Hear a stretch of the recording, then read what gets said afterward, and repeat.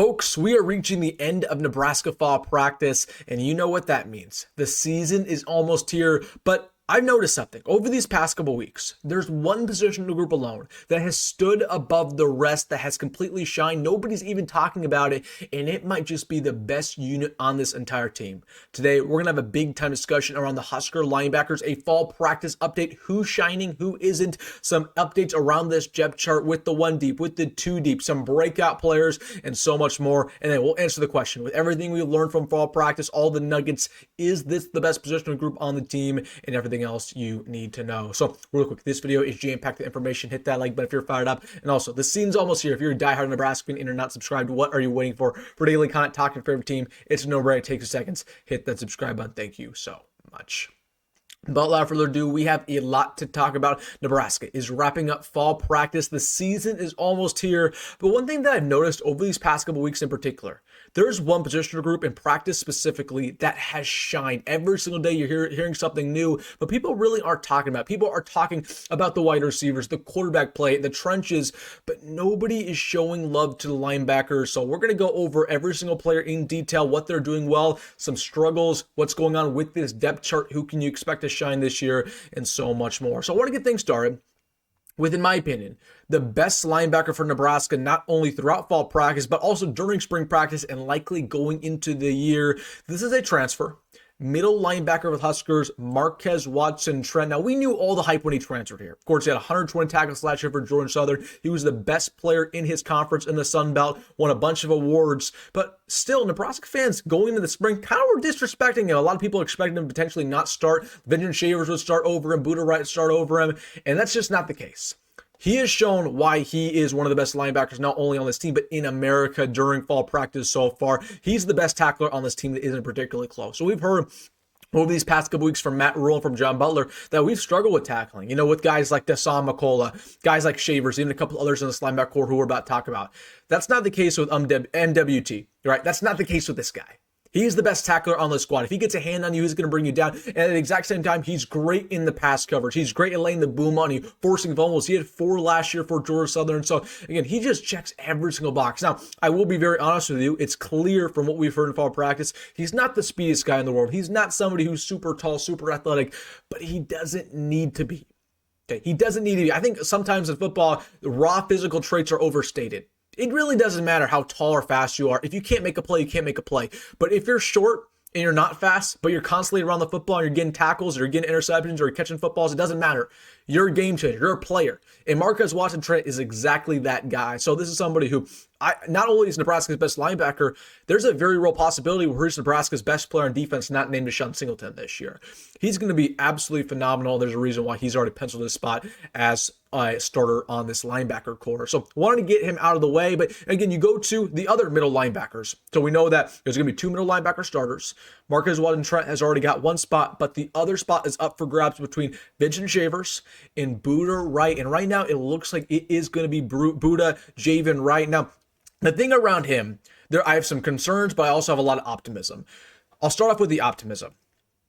The thing around Javin Wright is he's the best coverage linebacker on this team, and it isn't close. Okay, especially in man coverage, but also in zone coverage. Like, he can guard tight ends one-on-one. Nope, Vincent Shavers can do that. Marquez Watson-Trent can't do that, especially in man.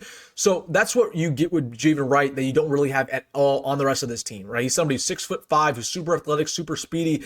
That's awesome around him. Okay, he's great in coverage. He's also put on a lot of good weight. He's up to 230, which is the heaviest he's been throughout his entire career. We know he's 25 years old, and he's a 7th-year senior for Nebraska, so he's been around the block a couple times. He has a lot of experience. This is quietly one of Nebraska's most experienced positional groups by far.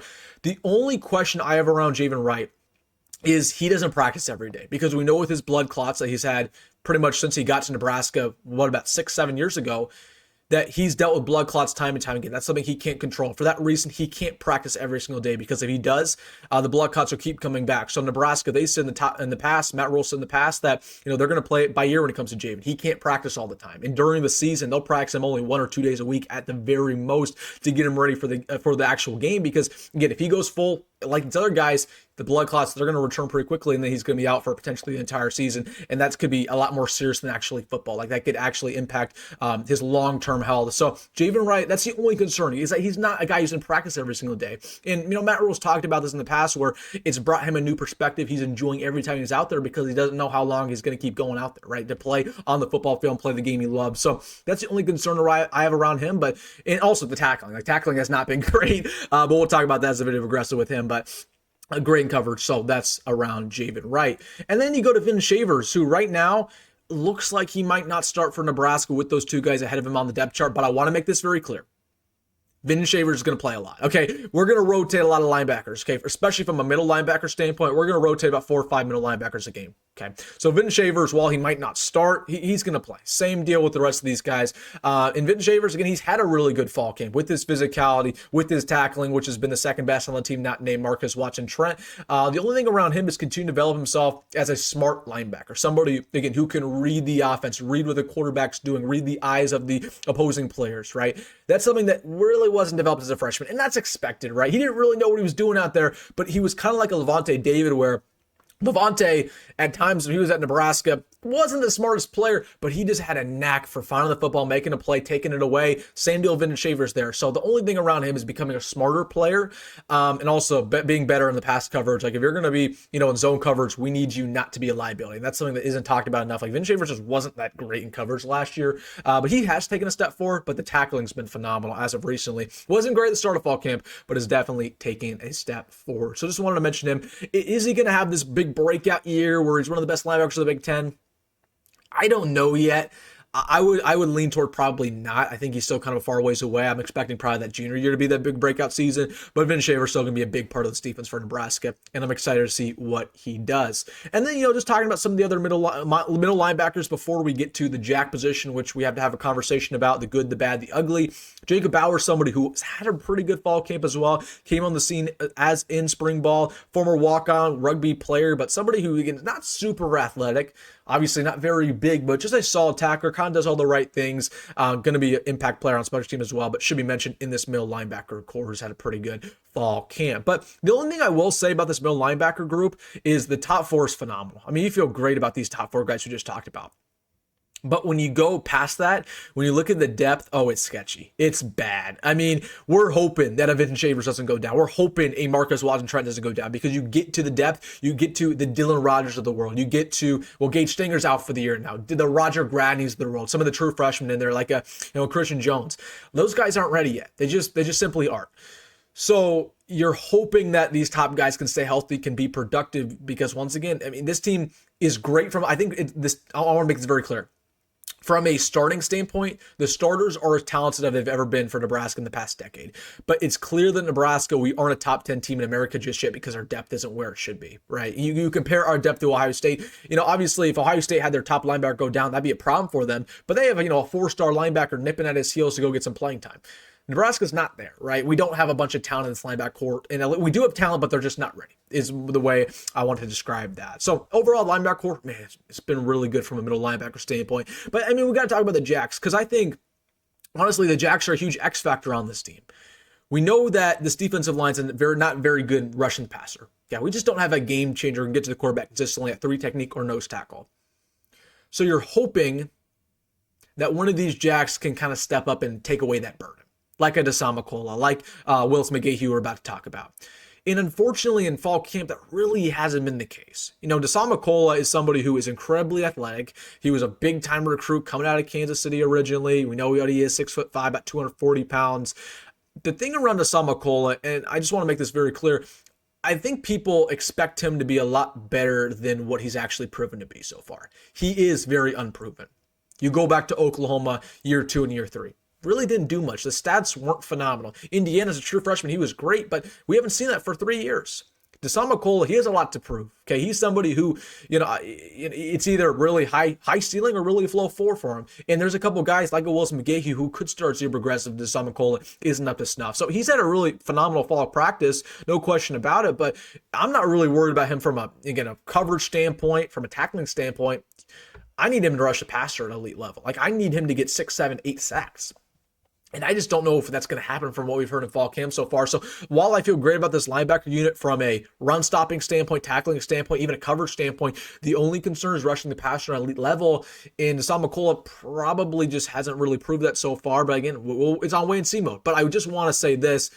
He's not as proven as people are giving him credit for. We're acting like this guy's just somebody who's proven time and time again he's one of the best, edge rushers in America. Like, it's just not the case. He's kind of in the same territory as MJ Sherman when he transferred to Nebraska. Very similar players. And Dasan's a little bit more proven than what MJ was, but they're still in the same boat, in my opinion. So Dasan Convo has a lot to prove when we go into Cincinnati and as the year progresses. And same deal with Wilson Mekhi, where last year, he had a phenomenal year, right? As a true freshman, playing the majority of games, had 2 forced fumbles, 2 sacks. Both of those forced fumbles came in crucial moments. His ceiling's through the roof. So if a guy like Dasan Convo can't rush a passer at an elite level, you're going to put a guy in like Willis because he's so talented. And he's ready for that breakout year just maybe like a Vincent Shavers is. So this is somebody where I think the jack position is going to be very fluid throughout the year. Okay, just because Dasan Convo is going to be the starter doesn't mean he's going to be in every single play. You're going to put in Willis on third downs. You're going to put in even a guy like a Jordan Ashoa, who the coaching staff really, really likes and continues to talk about. So, and even maybe a Dawson Mayer, a true freshman 4-star. So they're going to be very fluid with this jack position. But the big X factor to me, like, again, we talked about it just now, the linebacker core, again, it checks a lot of boxes. Tackling has been checked recently. It wasn't great at the start of fall camp, but it's gotten better. Okay, the athleticism standpoint, the speed standpoint, the coverage standpoint, which has been a big problem in the past, we finally have that box checked that we can cover, tight ends one-on-one. We have, good job. We do a good job in zone coverage over the top. The only concern I have is rushing the passer at an elite level, especially from this jack standpoint, because we know the defensive line isn't doing it. That's the only question I have. But I will tell you this. Here's the silver lining. If these jacks can break out, if a Dasan Convo can rush the passer and get, 6-7 sacks, Wilson Mekhi can give us some valuable snaps and break out. You just go along the list. This linebacking unit will be the best unit on this team. Even better than receivers, even better than quarterbacks, offensive line, right? That's how high I'm on this linebacker core, because I believe you have a lot of you have a bunch of future NFL guys. Like Marcus Walton-Trent's going to be an NFL guy. Dasan Convo, if he breaks out, is a very high NFL draft guy. Willis Mekhi, Vin Shavers, right? So again, there's a lot of veteran leadership. There's a lot of raw talent. They're doing really well in fall practice. The only X factor, and that's the thing that I need to see, going into game week, going into Cincinnati, continue to rush the passer at a high level. If you can do that, we're in good hands going into the year. So, all right, guys, let me know your thoughts down below about this linebacker unit. I want to hear what you're saying. Let me know in the comment section. Hey, if you made this far in the video, shout out to you. Hit that like button and subscribe. As always, folks, go be good. Go Met Rule, and I'll see you in the next one.